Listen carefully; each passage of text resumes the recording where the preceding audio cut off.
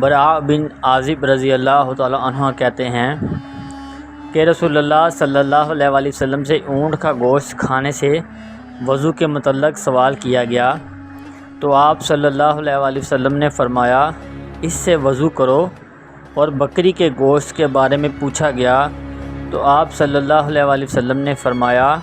اس سے وضو نہ کرو۔ آپ سے اونٹ کے باڑے بیٹھنے کی جگہ میں نماز پڑھنے کے بارے میں پوچھا گیا تو آپ صلی اللہ علیہ وآلہ وسلم نے فرمایا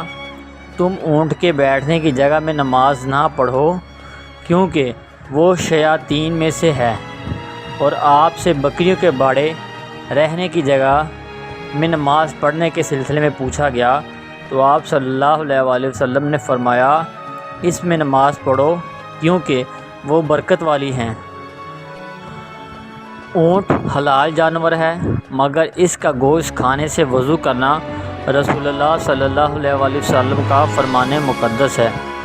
اس میں کیا حکمت یا کیا علت ہے اللہ تعالیٰ ہی بہتر جانتا ہے۔ ہمارے لیے تو اللہ عز و جل کا ارشاد ہے، رسول جو تمہیں دیں وہ لے لو اور جس سے روک دیں اس سے رک جاؤ۔ بکریاں پالنا باعث برکت ہے۔